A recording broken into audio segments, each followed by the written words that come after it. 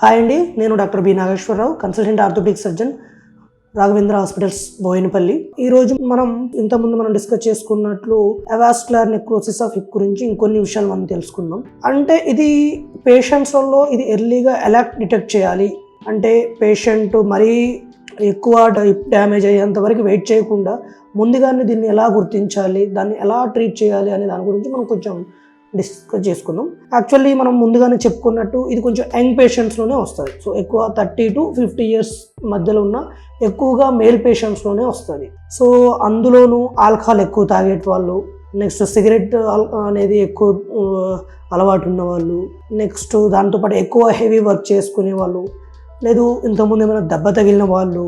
అంటే రీసెంట్గా ఇంకా చెప్పాలి అని అంటే కొంతమంది పేషెంట్స్ కూడా అడుగుతున్నారు, రీసెంట్గా మాకు కోవిడ్ వచ్చింది సార్, కోవిడ్ తర్వాత నుంచి కొంచెం తుంటి నొప్పి వస్తున్నది, దానికి ఏమైనా సంబంధం ఉందా సార్ అని అంటూ అడుగుతూ ఉన్నారు. ఇదేంటంటే మనకి ఫీవర్ వచ్చినప్పుడు కానీ ఆ పర్టికులర్గా కోవిడ్ టైంలో తర్వాత మిగతా సందర్భాల్లో కూడా పేషెంట్కి ఫీవర్ వచ్చిన సందర్భాల్లో ఏంటంటే ఫిజిషియన్స్ మనకి కొన్ని స్టెరాయిడల్ ఇంజెక్షన్స్ అని ఇస్తారు.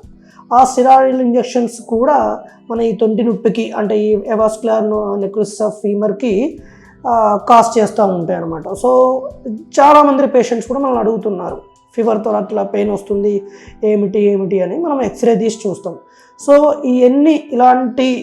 ఆల్రెడీ ఇలాంటి ప్రీడిస్పోజింగ్ కండిషన్స్ ఉన్న వాళ్ళు మనం తుంటి నొప్పిని ముందుగా ఎలా గ్రహించాలి, ఎలా అని అంటే మనకు పర్టికులర్గా పెయిన్ ఎక్కువ ఎప్పుడు వస్తుంది అని అంటే కూర్చున్న పొజిషన్ నుంచి నిల్చునేటప్పుడు కానీ, లేదా బరువు పెట్టి నడుస్తున్నప్పుడు కానీ, ఇలాంటి సందర్భాల్లో మనకి ఈ పెయిన్ అనేది ఎక్కువ ఉంటుంది.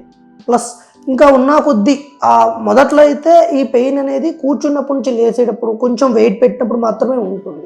కానీ ఉన్న కొద్దీ కండిషన్ ఎక్కువయ్యే కొద్దీ, డ్యామేజ్ ఎక్కువయ్యే కొద్దీ మనం నడుస్తున్న ప్రతిసారి పెయిన్ రావడం జరుగుతుంది. మొదట్లో ఒక్క సైడ్ తుంటికే పెయిన్ వస్తూ ఉంటుంది. బట్ దానివల్ల వెయిట్ అంతా వేరే తుంటి మీద వేస్తాము.